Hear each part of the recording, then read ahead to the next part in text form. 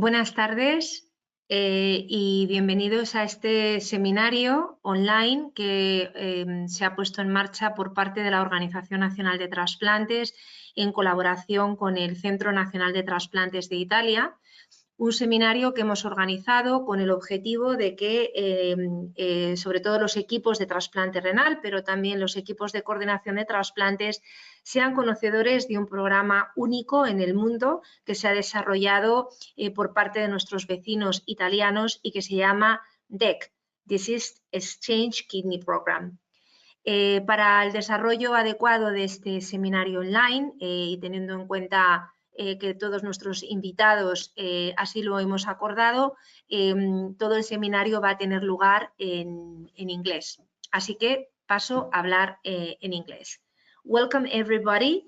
Thanks for joining this webinar, this online seminar that we have organized with the purpose of providing you all with a unique approach to a program that has been conceived in Italy with very good results and that we are considering to reproduce in our country. The name of this program is the Disease Exchange Kidney Program.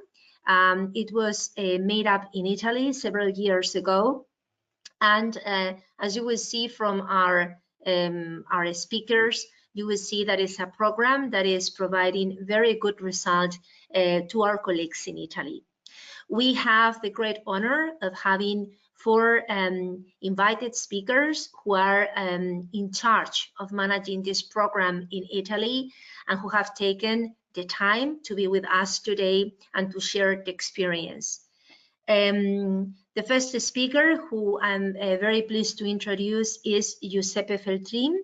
Dr. Giuseppe Feltrin, who is a heart transplant surgeon, but for several months already, he is in addition the director of the Centro Nazionale de Trapianti in Italy. And in this first presentation, we are going to be learning about the kidney pair donation scheme programs that are currently available in Italy. Thank you again, Giuseppe, for helping us to organize this program and for sharing this experience in Italy. Thanks so much.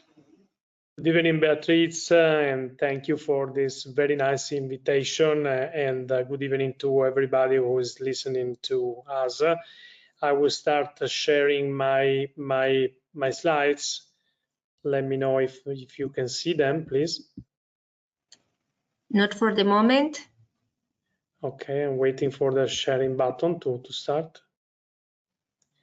Maria? It's okay, everything. Just wait. Can you see them? No, not yet. Stop and wait for having the role. Yeah, the role is there.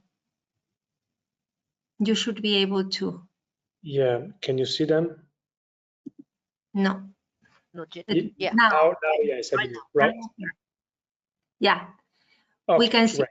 perfectly. Okay. Thank you. So the purpose of my very brief presentation, just to give you an outlook of what's going on in Italy in terms of kidney pair donation.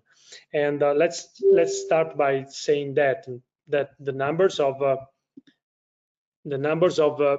living kidney donation have not been so great in Italy, even though there was for sure a burst starting from 2014.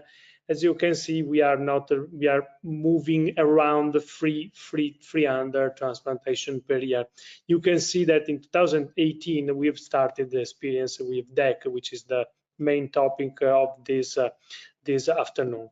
If we take a look at the same data in terms of PMP, you can see, and you compare them to the experience of Spain, you can see that those numbers in terms of PMP for kidney transplants from living donors are not so high, and that we are moving around something like 5.6 to 5.9. So we are still struggling a lot with the diffusion of the practice of living donation in Italy. And you can also see just from here that DEC didn't give apparently, indeed, such a huge burst in the number of living donor transplantation that were performed in Italy.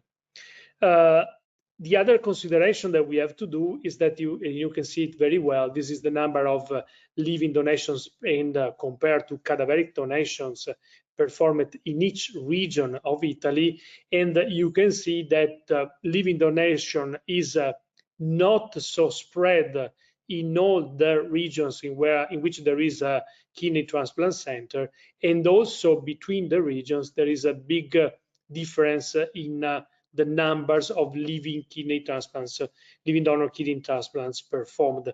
I have to say honestly that in 2024 we observed a slight decrease in the total number of transplantations performed.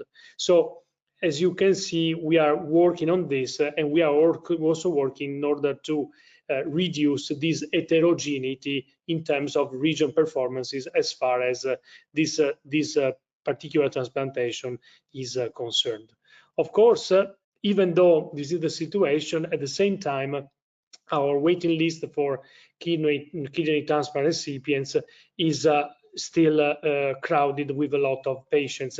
Even though we observed a slight reduction in the numbers of patients wait listed from 2015 to 2024, which may be partially explained with the increase in donation rates in Italy, especially from the cadaveric donor.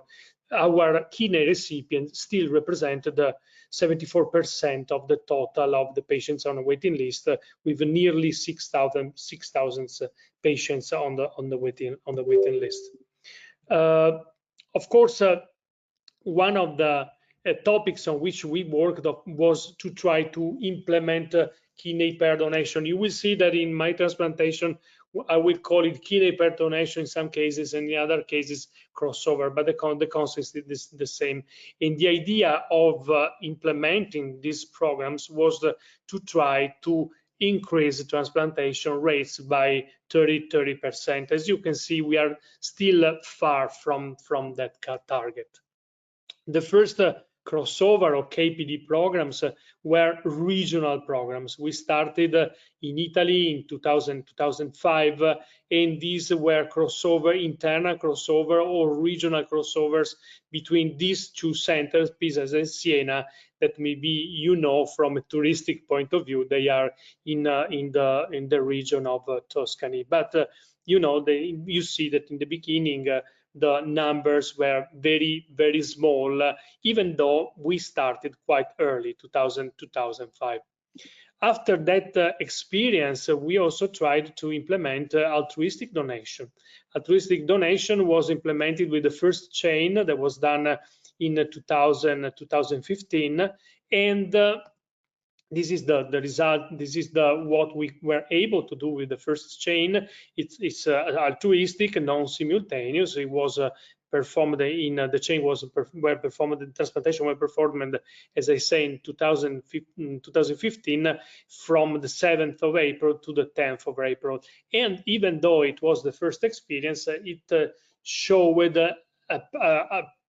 promising results. In fact, as you can see, we were able to perform five transplantations, so to satisfy 5 incompatible pairs. After that experience and trying to implement regional and not only but also national crossover or KPD programs, CNT has worked a lot in order to create a national database to include of the incompatible pairs, to try to at the same time to stimulate this practice, so KPD practice in all the Italian transplantation centers, and that's what we did, and also to set up a specific dedicated team at our national level in order to coordinate these kinds of transplantations. Of course, I think that one of the major engines moving us to implement KPD programs in Italy was the fact that we still have a lot of patients with very high levels of PRA. And as you can see, we have a huge number of patients who are over 400 patients who have who are long waiters on dialysis, and at the same time who are high immunized. And I think we can confront on this in the end of these presentations. We have a situation which is not so different indeed from what is happening also in other countries like yours. So in order to increase KPD programs, we also we worked initially, as I said before, to national crossover programs, to altruistic programs, but then we decided to implement the DEC program and of course the international programs that we do within SAT, so in cooperation with Spain and more recently also with Portugal. I don't want to go too much into the details of the DEC program, but the major novelty of the DEC program is that the program starts from a deceased donor, which is used to make the transplantation between the incompatible pairs with the last living donor giving a kidney back to the patients on the cadaveric waiting list. But then we'll see this much more in detail. This program, the DEC program, as I showed before, started in 2018, and it was a regional program. So it started within an NITP, which is a consortium of some northern regions of Italy, and then it was extended to the national level. These are the numbers of the DEC program. So as I told you before, 2018 only a regional program, so 5 chains, 9 pairs involved, 14 transplantations performed, and then from July 2019 the DEC program was extended to the national level. So that at the end, this is an update to December 2024. We have included 30. We have performed 30 chains involving 52 pairs and reaching up to 79 transplantations performed. This is a summary of what we have done in the years. So once again, you see the donors that we have been using, the deceased donor that we have been using so far, the pairs that we have involved, the transplantation that we have performed is plotted by here. But something that on which I would like to point your attention is the fact that even though we have an amount of 233 pairs involved in the KPD programs, not all the centers at the same time propose the same pairs for the DEC program. So out of these 233, only 75 are within the DEC program. And this is something we are trying to implement and to work on also in this period. So take a look, for example, 2024, 47 pairs, only 13 were included simultaneously also in the DEC program.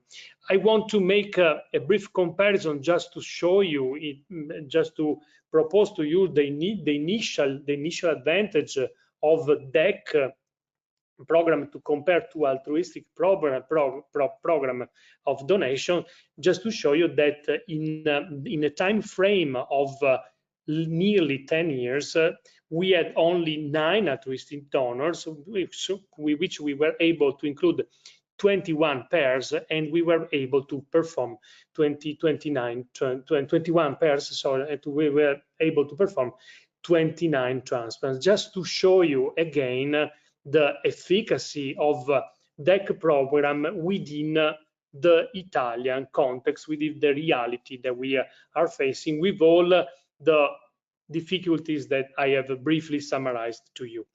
Concluding with the next and last slide, once again to show you that we are also involved with the SAT program in cooperation with Spain and with Portugal, and at the moment we have included 5 pairs to perform 5 transplants. My final message is just this: in our reality, DEC was another option of KPD that we were able to offer to our patients. My personal message is that all these options, all the options that are done in order to implement, to foster the diffusion of KPD programs are welcome. And of course, DEC has represented a promising, still promising opportunity for our patients. And now I leave the floor to my colleagues that just to go a little bit more in details of KPD. Thank you. Thank you so much, Giuseppe, for a very good overview of all the options that you have been able to develop in Italy. So now we give the floor to Dr. Antonio Nicolò, who is full professor at the Department of Economics and Management at the University of Padua in Italy. And he's going to address the algorithm behind the DEC program, how to measure the benefit. Thank you so much, Dr. Nicolò, and the floor is yours. Gracias. Antes que todo, quiero agradecer mucho a la directora Beatriz Domínguez Gil González por esta oportunidad. Yo estoy particularmente encantado de hacer esta presentación, de poder participar a este webinar, porque tengo mucho cariño a España. Yo he estudiado en España, tengo un PhD from la Universidad de Barcelona, la Autónoma de Barcelona, y no puedo presentar, mi castellano ya no es tan bueno como hace tiempo, pero presentaré en inglés, pero cualquier pregunta puedo contestar y que lo puedo entender en castellano, y también parlo una miqueta de catalán y de tec así que... Pero un excelente español, ¿eh? Muy bien. So now let's switch to English now. So I'm going to present, of course, as I was mentioning, I'm an economist and not a medical doctor. So I'm going to give you a view of this program as a more theoretical, and I'm going to tell you a bit about the history of this program. So just, so many countries, the disorder allocation program and KINEXI program operate independently, and there are reason why we believe that a partial integration of this program may bring a substantial benefit. Now, it's also clear that a well-designed integration strategy can enhance program efficiency while minimizing potential negative impacts on certain patient groups. So this is very important. Also, the details of how to implement this type of program are of absolutely relevance. So why there is a potential benefit is partly already has been illustrated, but let me just spend a few words to say that an important logistical constraint of KINEXI's program is that transplants have to be performed simultaneously. And typically large cycle are infeasible, and most of the programs restrict exchanges in Italy like two-way or three-way cycles at most. Of course, this limitation may result in a potential welfare loss, and from a mathematical point of view, actually, to create change is much more easier, it's more likely than to form cycles. Let me just spend 1 minute to give a very stupid graphical representation of the mathematical problem. So here I have circle and triangles, they are recipient and donor. So you see that colors here represent in a very simple way compatibility. So I have a pool of incompatible pairs. And in my example, it's impossible to create a cycle because we could have some chain, but the chain cannot close, and so in this case, we cannot perform any kidney pair-wise exchange. If we are lucky, and suppose that we have another pair in the pool, we could actually move to a very successful cycle like this one, and this is a six-way cycle. Unfortunately, in a world in which cycle have a feasibility, a logistical constraint, such a large cycle might result of being unfeasible. So in the same situation, we actually end up being able only to perform a pairwise exchange. Now, this is the history of kidney pair exchange, especially in countries like in Italy, where the pool is limited in size, which is a strong limitation on the potential success of this type of program. So, of course, you know, deceased donor pools work as we have deceased donor kidney that are assigned to patient in waiting list according to some priority. And the idea is like this same story of Samaritans, well, actually could perform now a very long chain starting from a deceased donor donates to a patient in the program who has a living donor who donate to some other recipient. And the last, as mentioned before, the last donors could donate back to the waiting list. Now, this is not our idea, so this is just an idea that was mentioned by Melcher Dart in the 2016.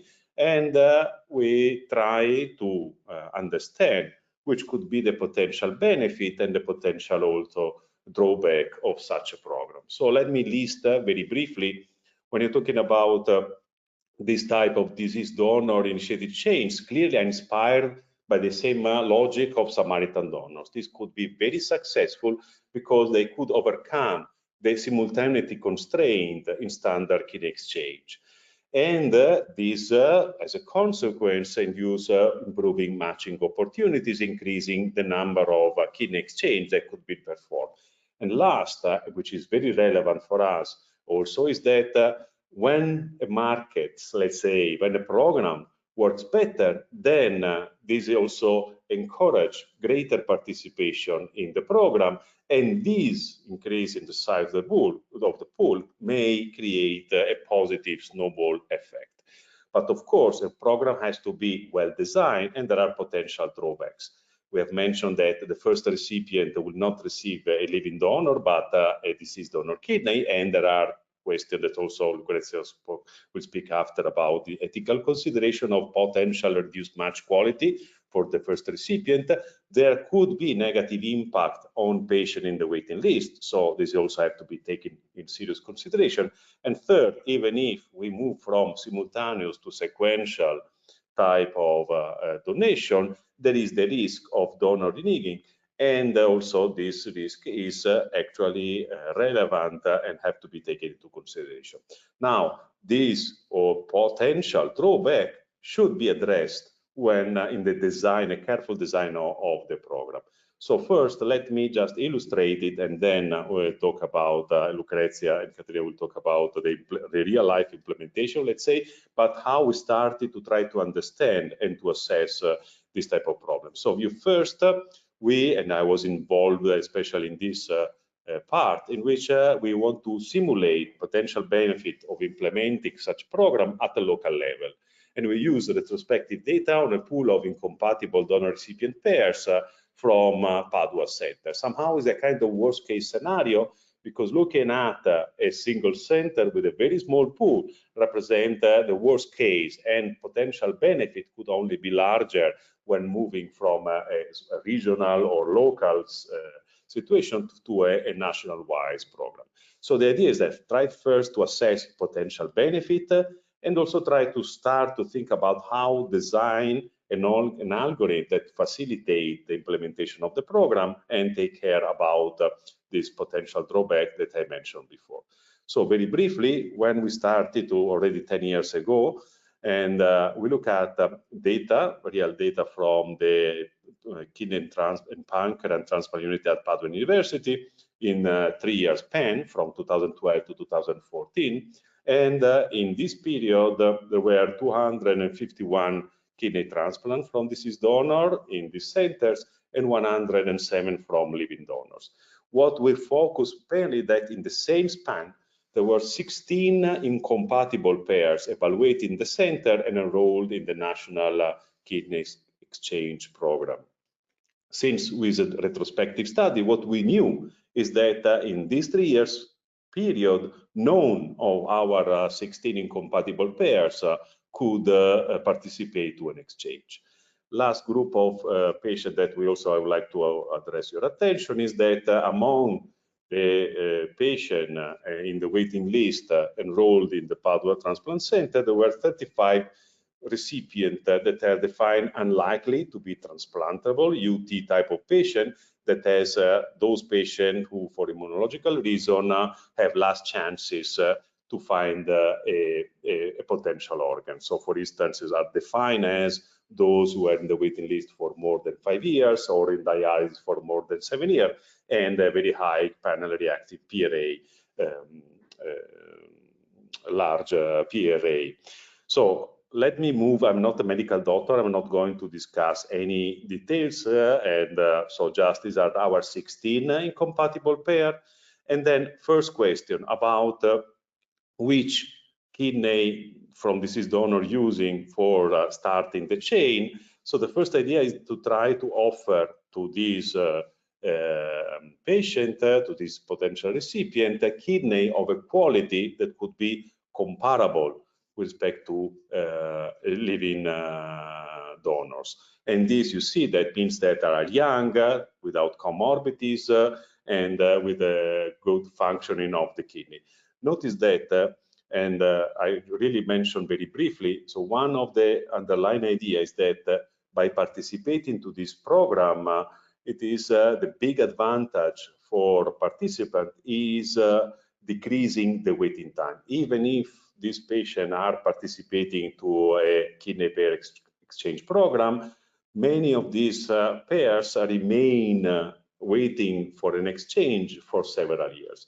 Here, the idea is that even if we might actually receive a kidney from a deceased donor of, on average, slightly lower quality, you might actually gain in reducing your waiting time. But also, of course, as I mentioned, there is a kind of minimum quality, let me express in this way, guarantee for those who participated. So among the 251 kidneys that were allocated to the transplant center, only 69 have the characteristics for being suitable for initiating a donation chain. And then is how we perform our simulation. Really, we have real data, so it's a retrospective study. We know when these organ arrive at the centers, and basically what we want to do is to, when an organ becomes available, we identify all possible donation chain initiated by this type of organ, and then among potential chain, more than once, we prioritize and perform the longest chain. We remove all the recipient and corresponding donor from the pool, and then we repeat this procedure when a new organ becomes available. So as I mentioned before, there are equity considerations that are relevant. So first, this equity consideration has been translated in actually constraint for our algorithm. First, to mention a few, UT recipient, those deserve a favorable treatment because they are patients that are waiting for a long time. And second category of patients that might deserve a special consideration are those who are blood type O recipient, because we know that they experience a longer waiting time due to the unbalancedness of blood type or donors. So how we translate this equity consideration, for instance, we only consider as among the 69 or kidney who have sufficient high quality, but only those who are allocated to the standard waiting list. So an organ that could be given to some of these UT patients could not be moved to start this chain of donation. Second, among length chain of the same length, we prioritize, so we select the chain who could end with UT recipient. This again is a way of favoring this type of donors. And finally, what we did in the simulation, so very restrictive in order to really be in the worst case scenarios, that for instance, if we use a blood type organ to start a chain of donation, then the chain should end by giving back to the standard waiting list an organ of the same time, meaning that a blood type or organ. So this is how we perform, but since of time constraint, these are the simulation results. So of course, numbers are very small, but as you see, they were very promising because among the 16 pairs incompatible participating in the kidney exchange program that were not transplanted, through this simulation, we were able to transplant half of them, 8. Among the unlikely transplantable patient, 17%, 6 out of 35, they receive an organ. So we use 7 deceased donor kidneys, also a limited amount of kidney were diverted from the standard waiting list to this type of program, and 1 living donor was returned to the standard waiting list because the other 6 were for this special category of patient. So conclusion, this simulation already were showing that there are sizable benefits even if we apply this type of program at a very local level, but they need a very careful design. And here I mention a few things that Lucrezia will discuss more properly. Clearly, in our simulation, we only perform chains that were immediate. In the reality, we can choose to have chains of donation that are long-lasting. There is a trade-off because long chain increase number of transplant, but of course there is higher probability of reneging. Which recipient of incompatible pairs are more likely to benefit from participation? This idea that I mentioned, of course, there are among them some who have lower probability to find compatible pairs, but also as an economist, we also take that there are preferences that might matter a lot because there are some who may have higher waiting cost for subjective reason, and which deceased donors can be used and which deceased donors can be returned also give us a degree of freedom. So my message is that starting from our simulation initial study, there are clearly sizable benefits. Samaritan donation is commendable, but very rare. And using a deceased donor is a way of increasing this possibility, moving from simultaneous cycle to longer to chain of donation. Clearly, as always, details matter a lot. And designing a proper and well-functioning program is not easy, but very satisfactory and challenging, interesting task. Thank you very much.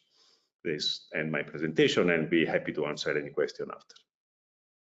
Thank you so much, Dr. Niccolò, for a very clear explanation of the design behind the scenes, the algorithm, and the rationale for the algorithm that you have applied. Now we move to the next presentation, who's going to be provided by Dr. Lucrezia Furian. She's also full professor at the Kidney and Pancreas Transplantation Unit, Department of Surgical, Oncological and Gastroenterological Sciences at the University Hospital of Padova in Italy as well. And she's going to address some specific aspects of the DEC program, particularly ethical issues and their impact on allocation policies. So, Lucrezia, thank you so much for joining us today, and the floor is yours. Thank you very much, Beatrice, for the introduction. But what is more important, to thank you for organizing this meeting and to give us the opportunity to share our experience all together with your ONT team. Just to make sure that you are seeing my first slide. Yes, perfect. Great. So what I will do in the next 20 minutes with you, I will take you to the journey we did 10 years ago with Giuseppe, with Antonio, and with Caterina to pioneer the DEC program. And in more detail, I will go through the ethical issues that have been raised over the time and that we had to address in order to really make real this program.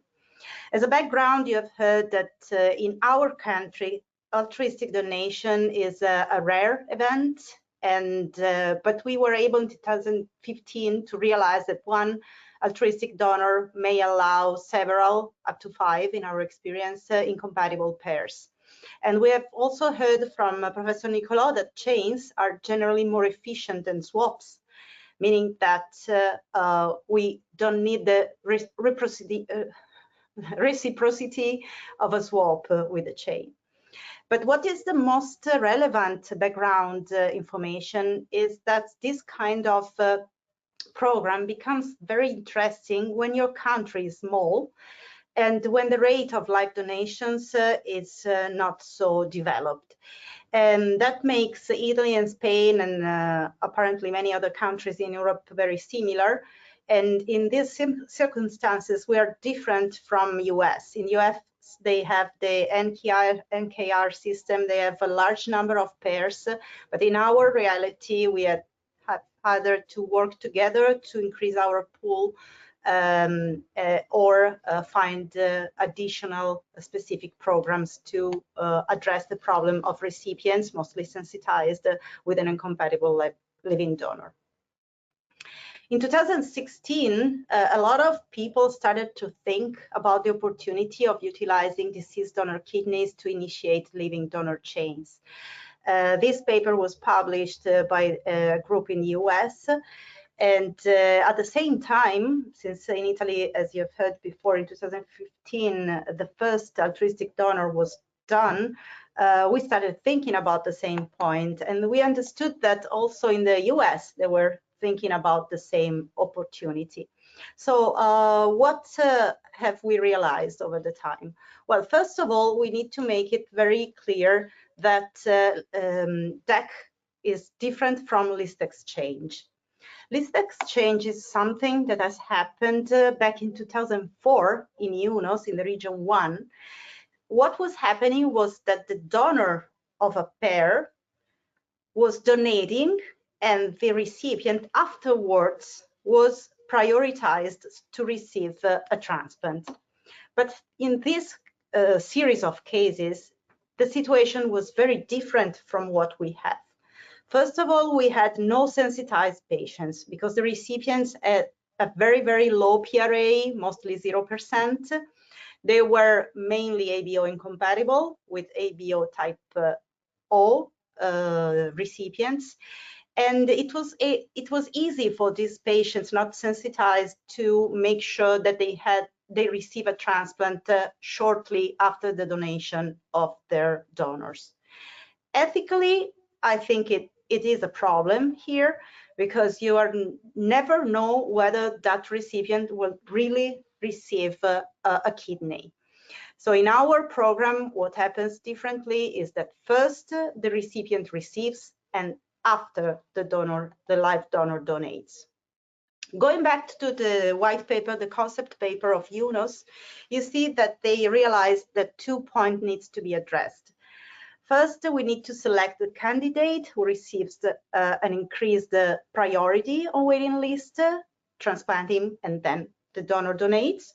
And secondly, or another option, is to define which donor can be allocated to a specific kidney per donation program, and then the candidate is matched, and afterwards the donor donates. So basically, the candidate-driven focuses on the prioritization of a single recipient. The donor-driven focuses on the selection of the quality of the deceased donor to be sent to the program. Based on this evaluation that we have done parallelly, because in 2017 we were almost ready to start with the first case that was done in March 2018, there is a list of things we have analyzed. You have just heard from Professor Nicolò the analysis related to the quantification of benefit. At the time we had to make simulations, but now we also have real-world results, and you will hear them from Dr. Di Bella right after my presentation. So I'm not going to talk about the efficacy because we had the simulation, and we also have real-world data that have been also a bit anticipated by Dr. Feltrin. But what I will address is the point, one of the most important points, how to give priority to the recipients on wait list. So first of all the recipients can be included in the program, just like it happens in the crossover program, if they have an incompatible live donor, either because of ABO incompatibility or because of HLA incompatibility. These patients are registered nationally in a national registry, and all the data that are requested are very normal, just whatever you do for a pair donor and recipient in your single center programs. What is very important is to have a high resolution typing of donor and recipients, and to update every 3 months the serum of the recipient, not only for PRA percentage, but also for specific Luminex tests. Then the allocation of the chain initiating kidney, you will find CHIC here and there in my presentation and in the following, takes into consideration the ABO identity, if possible, or at least compatibility, tries to favor the HLA typing, similar HLA typing. The acceptable antigens are those with demonstrated Luminex below 3000. So we have this strategy of kind of delisting if the MFI is below 3000, and we need to prove a negative CDC and flow cross match. And how does it integrate with the allocation sequence? Well, the priority allocation sequence for this deceased donor kidneys doesn't modify the emergencies, those patients with lack of vascular access or the highly sensitized recipients in the national program. It does not affect the simultaneous kidney pancreas transplant, but after these 3 tiers, we have the national DEC arm. So the national kidneys, all the donors are considered for allocation to recipients of DEC, that will be then returned to the regional list. You'll use, I guess, the same allocation algorithm. What I would like to underline here is that the blood group is a very important point. If the recipient is equal to the donor, you have a very high point, a very high score. So we tend to give a type 0 donor to type 0 recipient. And this is one additional point that I will address later. Regarding the quality of the donor and the quality of the deceased donor and the live donor, I think we have a lot of literature supporting the fact that sometimes living donors have similar quality as compared as deceased donors. Of course, all of you know the KDRI calculation and the KDPI calculator. They were meant to give an expectation of graft survival in the long term. And the LKDPI is comparable to KDPI. It was thought to perform in a way that you can compare a kidney from a deceased donor to a kidney from a living donor based on the expected graft survival. One may say, well, yes, LKDPI was developed in the US, but we also have literature supporting the fact that also in European cohort, it's possible to have the similar validation. So all of us know that not all the live donors are perfect. Some of them are aged, some of them have some hypertension, some of them are smokers, which is even worse. So with these characteristics, I wouldn't say that generally a live donor is better than a deceased donor. Some deceased donors are as good as live donors. Who are those donors? Well, this criteria has evolved over the time. They have changed. At the moment, we accept standard or acceptable infectious and neoplastic risk. Renal function must be normal, except for the proven acute kidney injury cases. We do not accept those donors over 70 years of age and those donors where we want to decide to perform a transplant based on a kidney biopsy. We do not accept hepatitis C positive donors, donors with history of diabetes, with hypertension if there is evidence of organ damage, and we include only DBDs. Those donors have to be typed high resolution for all HLA loci. And then when we identify the first potentially suitable pair, the first potentially suitable recipient, the CNT starts all the operational activities. Going into the strict detail of the ethical issues, and those are the things we had to address with our ethical committee in 2017 before starting the program. One of the requests we had was to justify how do we divert deceased donor from patients on the waiting list. And that was easy to address because the chain ending kidney goes to a waiting list recipient. So we give the kidney back to the waiting list 1-to-1. And this is a kidney from a live donor. So it's basically a good quality kidney. The second point was the risk of reneging of the live donor. What happens if I allocate a deceased donor kidney to a recipient prioritized just because he has a potential living donor and then the donor decides not to donate? Yeah, this is an issue that is very similar to what we have in all the non-simultaneous kidney pair donation schemes. So once we accept the non-simultaneous activity, we accept also the DEC non-simultaneously. The third point, this is a bit more complex to evaluate, is the potential depletion of blood type O deceased donor kidneys for the waiting list. There are some insights that we have to consider, and here this is something that was already evaluated in the paper of 2004 on the list exchange. Basically, the recipients type O in the waiting list have some competitors. The competitors are the new patients entering the list with an incompatible live donor, but if these patients have blood type O. So after a small initial disadvantage, because you're taking out some kidneys type O and you're giving them to recipients with an incompatible pair, but if you wait a time equivalent the waiting time for unsensitized type O patients, you're just removing the competition. In addition to that, we need to consider, and you will hear the data from Caterina Di Bella later, that we add to the pool some type O live donors in addition to the type O deceased donor kidneys that we have available.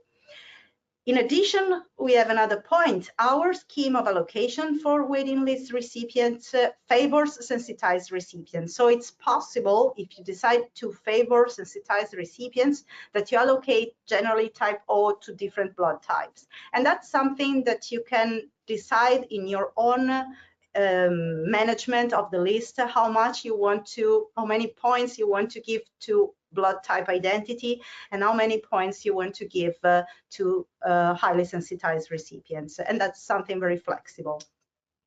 Another question is, do I want to build a chain in a way that the initial kidney from the deceased donor will definitely go to a O-type recipient, and in this case, the final donor kidney from a live donor has to be O-type.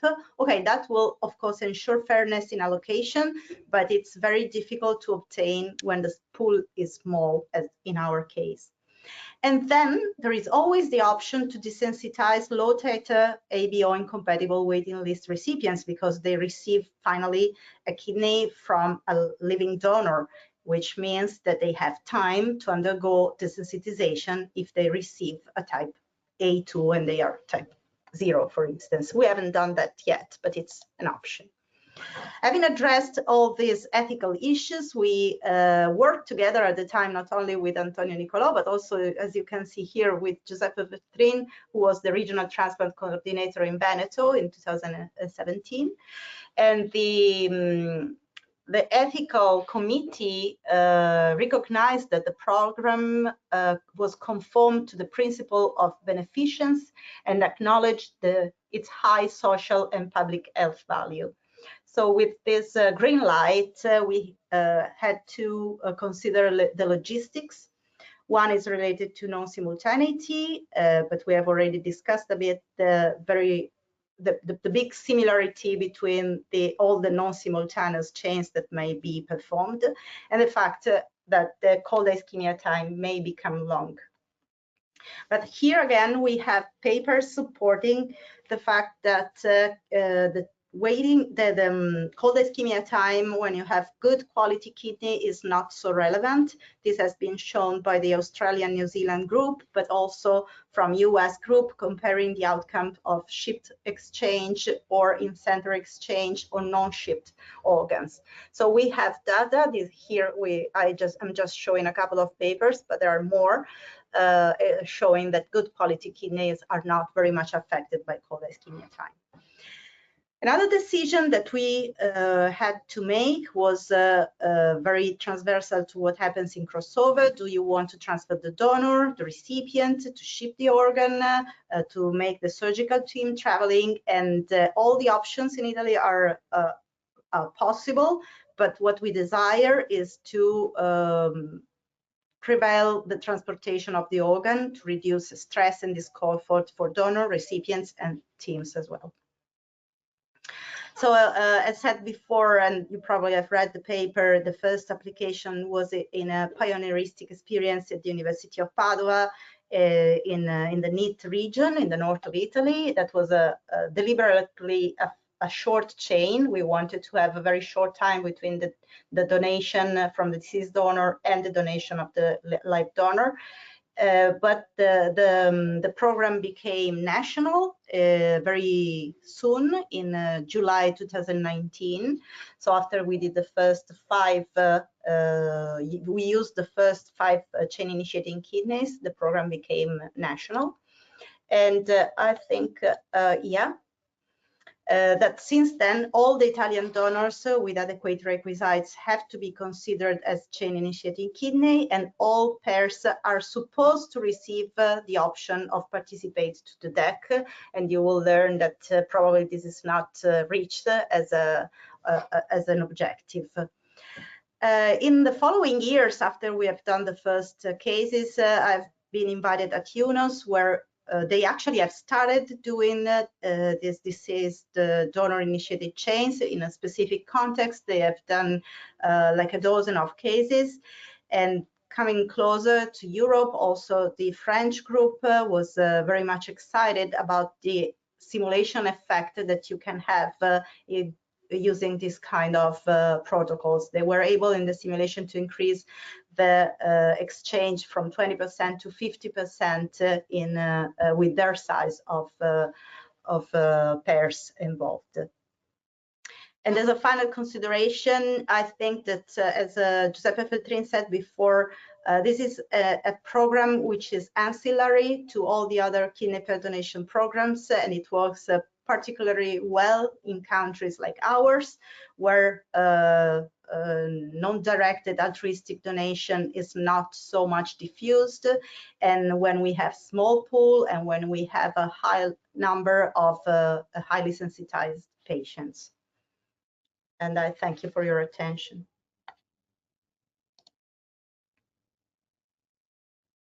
Thank you so much, Lucrezia. That was really very clear, a very good overview of all the different challenges and how you have tackled them in the design of the program.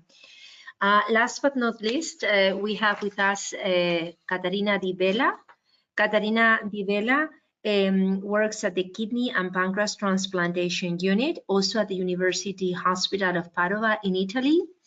And she is going to address the impact of the DEC program, particularly the 6-year results of this program once it became a national one. Thanks, Caterina, and now it's your turn. Thank you. Thank you, Beatrice, and especially thank you for the introduction and for the invitation to this nice meeting. I would like to start to show you the results of this that the program has achieved in this 6th year, coming back to the first experience. So the first experience in March 2018, when a deceased donor was allocated with priority to a recipient of an incompatible pair, and 2 days after the transplantation, the living donor, who was his wife, underwent nephrectomy for donation, and the kidney was allocated to a waiting list recipient, so a short chain. After this experience, other 4 chains started, and 9 incompatible pairs found a match thanks to the program, achieving a result of 14 transplants in 14 months. All the 5 chain, ended with the transplantation of the last kidney of the living donor of the last pair, allocated to the a waiting list patient. So this was a pilot phase in the NIT area, North Italian transplant. And in 2019, in July 2019, the program became national. So in total, when the program became national, the other 25 chains were carried out. So a total of 30 chains involving other 43 pairs, and achieving a number of 79 transplants. So as you can see, the number of the total transplants performed should have been 82, but actually 3 chains were interrupted earlier. So only in 27 cases on 30, the chains adhered to the principle of the program. So the closure of the chain was with a kidney from a living donor that returned to the regional transplant list manager of the region where the first deceased donor was located. In other 3 cases, the chain early stopped after the DEC transplant. In 1 case, for the onset of clinical issues in the living donor. In another case, for a primary non-function experienced by the DEC recipient. And in the last case, for the onset of psychological issues in the living donor. Here we have summarized all the characteristics of the deceased donor that started the 30 chains. As you can see, they were quite young, so 48, the average age of the donors, with a good renal function at the time of the procurement.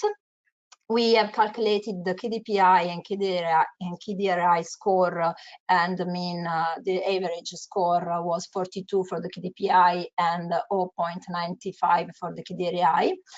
And as you can see, we have used 27 deceased donor with O blood type. In the right part of the slide, you can see our country divided with all the regions that where the deceased donor was coming from. And the most of these donors were from the north of Italy. Here we have put together all the living donors that participated in the program. So there were 52. And the principal relationship with the recipient was a wife and husband, but we had also a grandmother and mother-in-law. This is to justify also the mean age that, as you can see, is 56 years old, but we also had donors above 70 years old. And in the right part of the slide, again, our country divided by the Italian transplant centers that have enrolled the pair in the program. Here we have the 49 donors that really underwent an nephrectomy for donation, and as you can see, in the most of the case was done minimal invasive, was used a minimal invasive technique, laparoscopy or robotic. We have calculated also for them the LKDPI score to quantify the quality of the graft. And the creatinine was recorded at discharge 6 months after donation and 1 year after donation. In any case, we have experienced donor reneging. So here we have put together all the characteristics of the recipients that have been transplanted with the program. So altogether, the 79 recipients transplanted thanks to the DEC program. As you can see, most of them were on dialysis with a long time on dialysis, ranging from 1 month, but we have very few preemptive patients, to 11 years on dialysis. And thanks to the program, we transplanted 17 patients with a PRA above 70%. So it's true that we have used the 27 deceased donor with the O blood type, but we have also transplanted 31 recipients with the O blood type. The cold ischemia time is very heterogeneous, but the reason why is that here we have all the recipients, so are included also the recipients that received the graft by the deceased donor. So of course with a prolonged cold ischemia time compared with the living donor ones. For graft loss, 1 primary non-function, 2 arterial thrombosis, and 1 chronic rejection. But the results of the renal function were very good, so with a good creatinine also 1 year after transplantation, and in total 3 deaths. Here we have divided the recipient according to the type of the donor. So the recipients of the deceased donor, the chain initiating kidney, the recipients transplanted into the chains, and waiting list recipients who received the living donor graft at the end of the chain. Again, most of them were on dialysis, and as you can see, the higher time on dialysis was of the recipients on the waiting list, according to the principle, to one of the principle of the program. So one of the endpoints of the program is to increase the number of the transplants in patients, in longer waiter patients. And regarding the PRA, you can see that in all the 3 groups, we transplanted patients with a high PRA, so immunized patients. The cold ischemia time, as I said before, we have very heterogeneous results, and as you can see, the cold ischemia time ranges from 300 to 2000 minutes for recipients of the cheek donor, or the chain initiating kidney. Probably some center decided to put the kidney also in machine perfusion, we don't know, but for sure the time was prolonged compared to the recipients of a living donor, that is a programmed transplant. 1 DGF and 4 graft loss, and 2 arterial thrombosis were thrombosis experienced by recipients of a living donor graft. Here we have summarized the principal causes for non-direct transplantation. So essentially they were enrolled for ABO incompatibility, for cross-match positivity, or for a combined incompatibility. But what I would like to underline, to point your attention on, is about this data. So among the 52 incompatible pairs that were involved in the DEC program, 33 were enrolled both in DEC and in crossover program, and 60% of this pair were enrolled only in the crossover. So probably the DEC option was not offered to those pairs. Probably the patients were scared about the idea of receiving a deceased donor. This is something that we know very well, that as Professor Furian has already said, it's not true that a deceased donor can be worse than a living donor, but it's something that should be explained very well to patients. Now we have also real world data to explain them that the renal function at 60 months after transplantation compared between deceased donor kidney transplant recipients and living donor kidney transplant recipients is not so different. So we have calculated the mean creatinine at 6 months, and as you can see, are quite similar. We have also done another analysis on this data, and we have compared the renal function at 6 months after transplantation in the cohort that received only by deceased donor, dividing the group by KDPI score, because as I showed you before, we have a very heterogeneous KDPI score in those donors. But as you can see, also the patients that have received from very high KDPI reached a good renal function after 6 months. So there were no differences between these groups. And of course, it's mandatory to make some reflection about the blood group balance. So it's true, we have used 27 blood type O disease donor, but we have also included in the chain 11 living donors with the O type blood group, and in total we have transplanted 31 patients with the blood O type. So of course, coming back to the consideration of Professor Furian about the competition on the waiting list, this is a very important data for O type patients. About the length of the chains, can we do better? Yes, we can do better. We must do better because we have had a median length of the chains around 3 months, so it's very long. We have also tried to see if this depended on the number of pair involved in the chain, but it's not like this because as you can see here, we had a median length of chain that involved 3 pairs that is shorter than the one of the chain that involved only 2 pairs. So probably we just need to improve this aspect.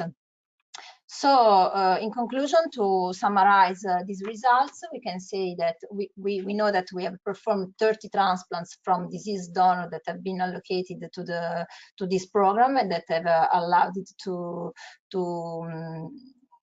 perform 30 chains. 49 transplants were from living donor. In 27 cases, the chain ended with the transplantation of waiting list patients. Only 3 chains stopped very early, but no episode of donor reneging occurred. The median length is too high.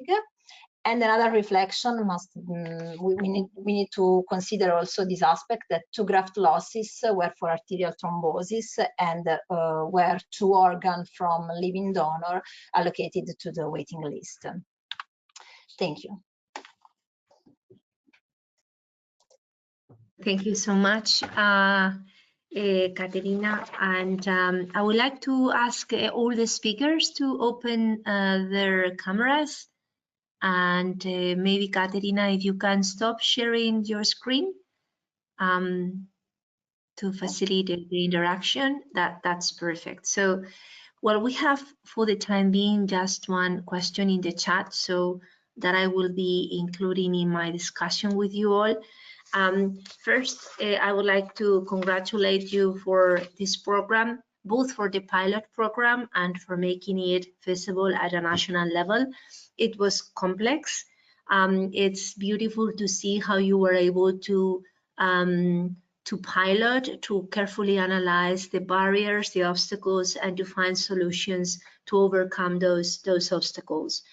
So, trying to order the questions that come to my mind and questions that are on the chat. So my first question to you is related to how do you inform donor recipient pairs about this possibility? So a very practical and clinical question. You have donor recipient pairs who you inform about the possibility of entering into the kidney exchange program, and I understand that either simultaneously or once they are in the program already, you offer them the possibility of DEC. So what are the key issues that you highlight in the information to these donor recipient pairs? What would be the 3 important elements that you would be highlighting of that conversation? Well, thank you, Beatrice. I think I can answer this question. The first point is that we always offer the opportunity of DEC together with the other kidney pair donation options.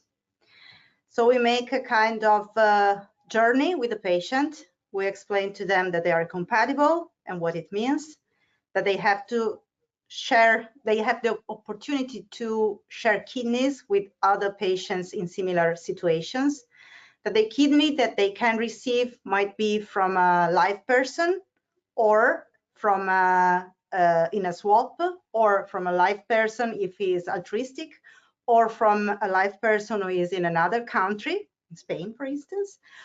But they can also receive a kidney from a deceased donor with prioritization. And we focus a lot on the median waiting time and mean waiting time in our country for receiving a kidney from a deceased donor. So we explain to them very clearly the allocation system. For instance, we tell them you're sensitized, your average waiting time is 5 years. In order to enter into the national program for highly sensitized patients, you need to reach 8 years of dialysis. Now it's going to be better in the next future, Giuseppe, but this is the reality now. And then do you want to have access to a priority national program before, without waiting longer? And what is amazing, and Caterina knows this very well, is that patients understand much easier the idea than nephrologists. So it took me much longer to explain this to colleagues than to the patients, because for them it's just obvious. They want to have a kidney. They cannot accept that they have a donor available, but it doesn't go through. So they want to have a kidney, and you tell them you can have it in a short time. Of course, we do not promise how short is going to be the time, but they know that they will have access to all the donors in the national level. They will be evaluated as a third tier of the allocation system, and this becomes very clear to them. Another important point, going to the third key point, is to explain the quality of a deceased donor kidney. And patients tend to focus, and all the people involved in donation know that, they tend to focus on age. But we spend a lot of time explaining patients that sometimes deceased donor have very high quality kidney, that age is not an issue. We always try to avoid the disparity in the delta of age between donor and recipient. And of course, we give them a lot of time to ask questions. Thank you, Lucrezia. That was very clear. So I have a question in the chat. I'm trying to follow somehow the path in making the question. So Carlos Vilches, who's an immunologist working at ONT, and now leading also the Kidney Per Exchange program, asks whether you have pre-designed change waiting for a donor of given features, or if those chains are urgently designed once the donor becomes available.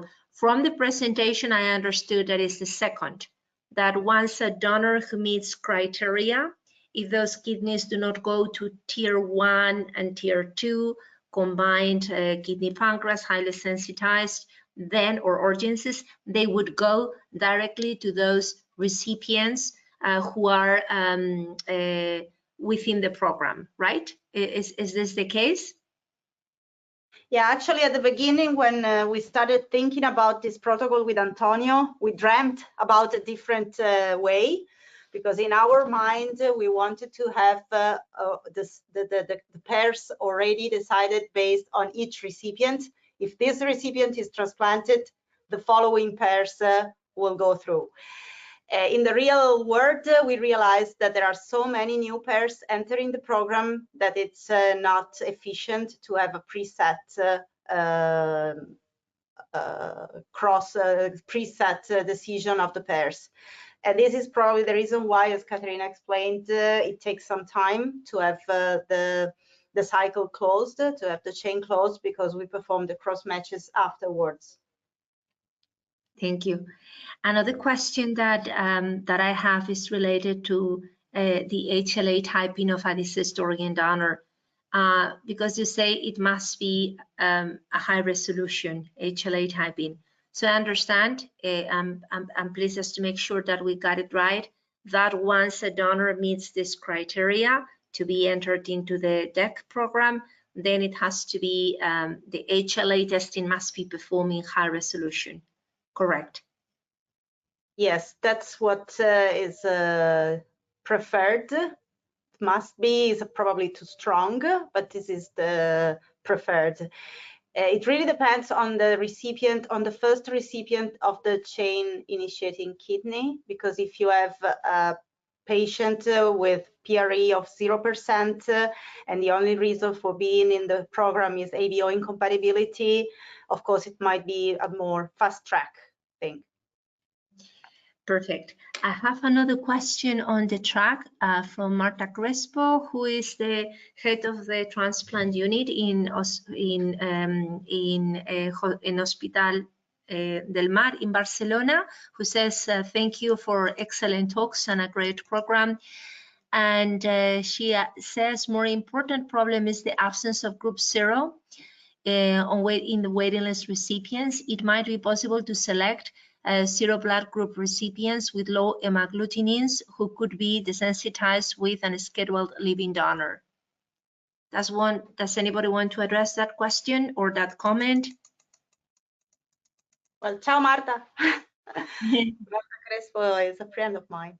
I think I mentioned that very briefly. Of course, if you remember the crossover exchange that has been done between Austria and Czech Republic in the past, they have done their first case among pairs with HLA incompatibility, but ABO incompatible. So they desensitized those patients for ABO, which is much, much better and easier than for HLA.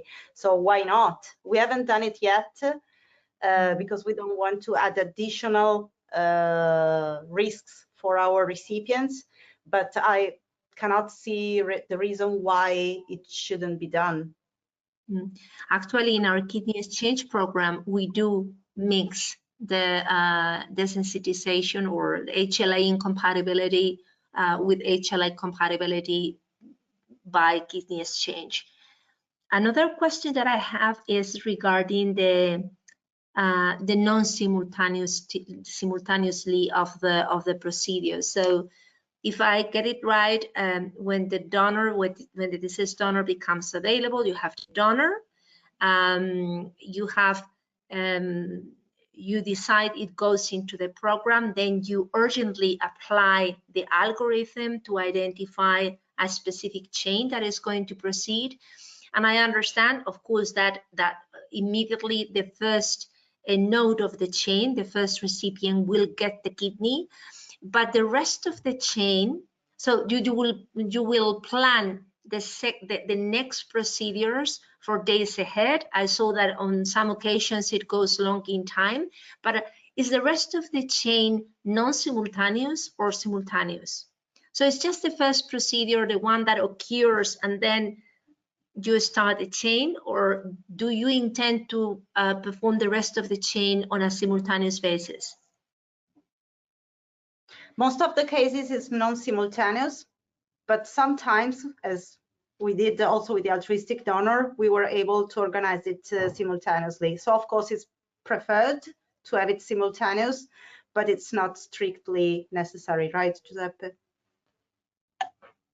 Beatrice, if I can add a comment on this, of course, at the moment it was not simultaneous because you have a group of pairs and somewhat you need to restart everything whenever you call them. So it's not too easy to work on simultaneous.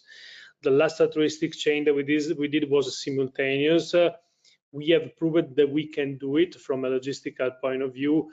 Personally, sometimes I believe it's much better because it's also a prompt to the centers to be ready with the pairs when it's time to go, because sometimes we have a lagging in the duration of the change due to many facts which are a little bit external to the clinical issues of the donor or the recipient. So personally, I think we should ideally move into something that works simultaneously, or at least concentrated in a very few days frame. Yeah. So Perfect. may I add a comment for my personal view?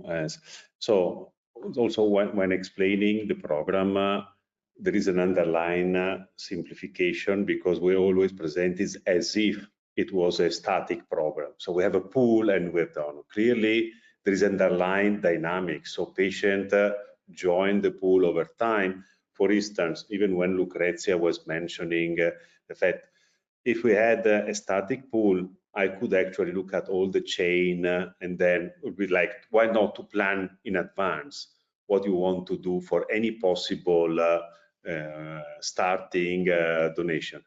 The point is that new pair enter, some pairs can leave the program, so it's a really dynamic program. And there is, to me, but it's my personal view, there is a clearly underlying trade-off. So if you wait, you have the possibility of looking also whether new pairs can add and forming longer chain of transplant, but there are clearly, as I mentioned before, so there is also a cost, because waiting for a long time increase the probability of reneging, make things complex. Also, perhaps may also induce a kind of psychological cost in someone who needs that I will donate, but I don't know why. So I think that it is there is an evaluation of how fast you want to, and in principle there is a clear advantage also in trying to do this chain as fast as possible, but there is a trade-off, of course. Thank you. That was clear, and also a very logistical and pragmatic question. At least in Spain, when a kidney is generated, in principle, it goes to the prioritization programs. It is allocated to urgencies, and then it is allocated to combined transplantation, highly immunized. Otherwise, it goes to the center where the kidney is generated. There are some regional programs for kidney sharing, but evidently the more a center or a region, the more donors they are able to generate, the more probabilities of getting kidneys in the end, except for these prioritization programs. So my question is, when you generate this sort of chain, the end of the list, does it end in a specific center? Okay, so it somehow it is closed with the center or with a patient waitlisted the center where the original kidney would have been allocated. Is that the way you proceed? Yeah, we get the kidney back to the region, to the organization that has proposed the kidney. Yeah. Okay, so it is closed to change in that manner. So somehow they get back a live donor that will be allocated into the waiting list. Yes. Okay, that makes sense to everybody. And finally, I have a question from Dr. Vites again, who says that urgent HLA typing is not truly high resolution, but only a prediction, a reasonable prediction with some ambiguities. How often do you reach ambiguities in the donor HLA that affect the first option? It hasn't happened actually, but anyway, we proceed with the transplant only if we have a CDC and the flow negative. So yeah, I mean, we always wait. We don't allocate with virtual in these cases, but we go to the physical cross-match. So otherwise you would be selecting another. So do you select several starts of the chain?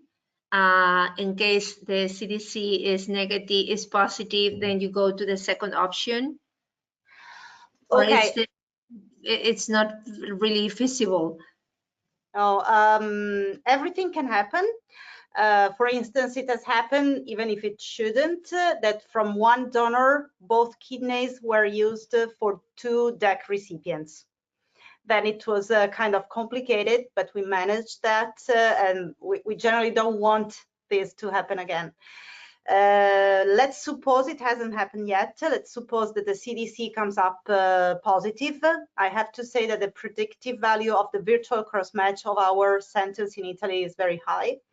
But let's suppose that it happens, that kidney will probably go to the second patient of the list because we don't want to prolong too much the cold ischemia time.